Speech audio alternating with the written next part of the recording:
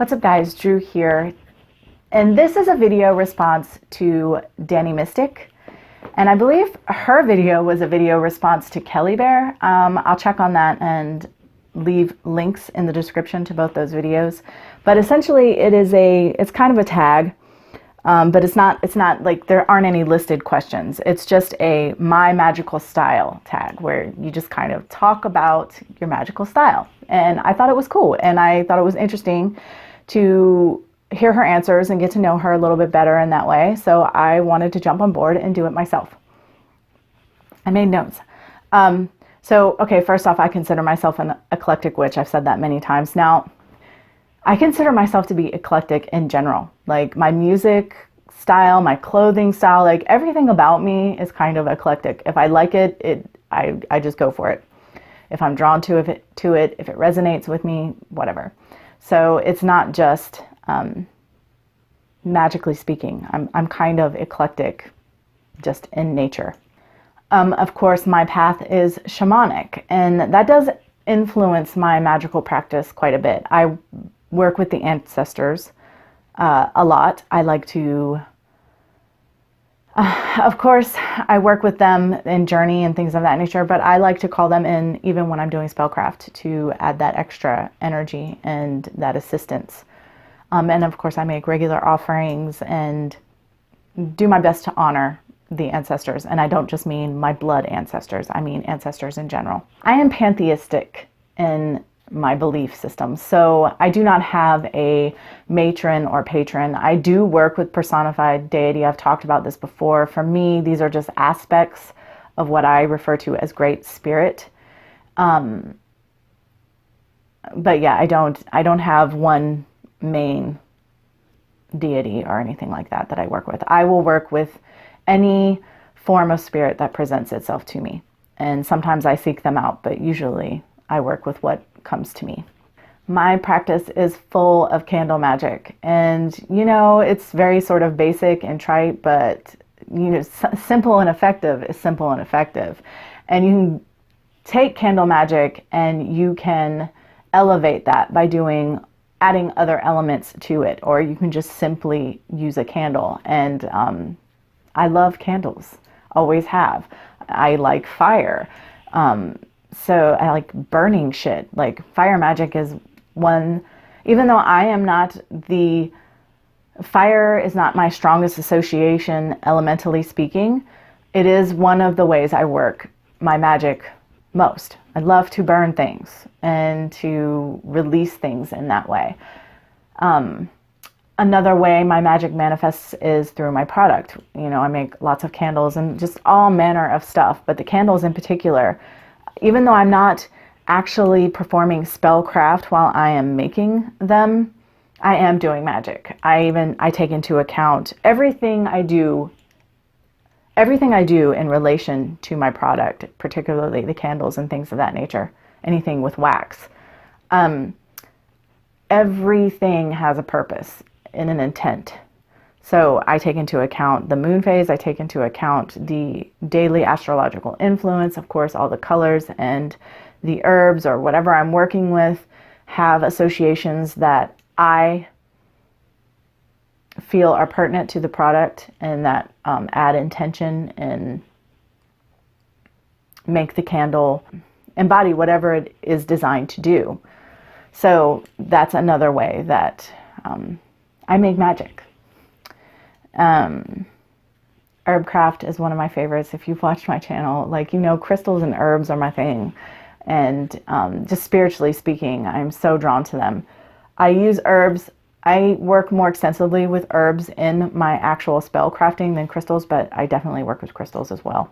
My notes here. I love to make all manner of oils and salts and candles and powders and witches jars and bottles. I'm forever working with a glass bottle of some kind in my spell crafting.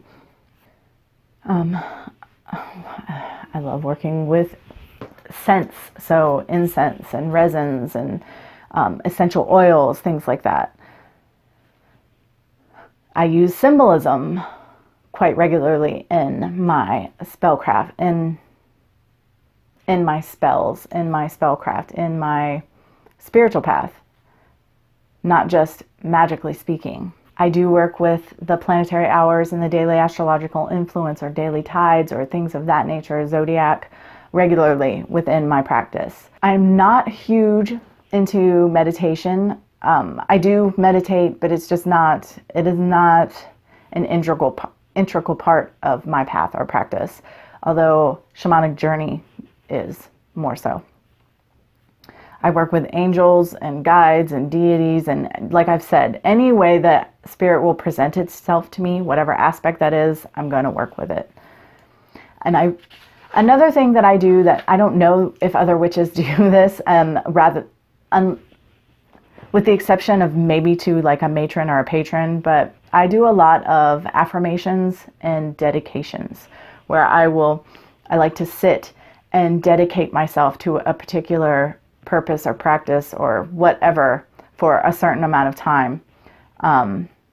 Set intentions, sort of make a little pact, if you will, with spirit and say, okay, this is what I'm doing right now, and then ask for that assistance and that support in that area.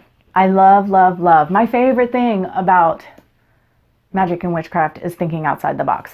So if I will specifically sit at times and just put myself in a frame of mind to just look at everything I find around me and try to figure out ways to use things in my magic that I never have before. How can I use this thing, whatever it is, in my magic? Is there a way that I can work this into my magic? Does it have properties of some sort? So again, if you've watched my videos, you know I work with terracotta dust and I work with feathers and seashells. And so with those, I just looked at what is traditional symbolism from different cultures around the world, or associated with the shell or the bird or what have you. With the terracotta, it was, what is this made of? There's a high iron content, for example, like what is in it? And how can I use that in my magic? What does that look like? So that excites me. It thrills me. It brings me great joy. And while I do look to others for inspiration, I can't directly just full on copy someone else. Very rarely. And that's not, it's for no other reason than probably ego, where I'm just like, I have to make this my own. I have to make it, I guess ego is a bit strong, because I have to make it resonate with me. It has to make sense to me. It has to fit with me. So even if someone else inspired whatever it is I'm doing, there's a good chance it won't look very much at all. Like you might not even be able to tell it was inspired by that person because of how much it has changed, just because I'm working with things I understand, or working in a way that I understand to do the same thing. I hope that makes sense. And another huge part of my spiritual path, but also my craft, are dreams and intuition. I have had dreams that have affected my magic, chain magic.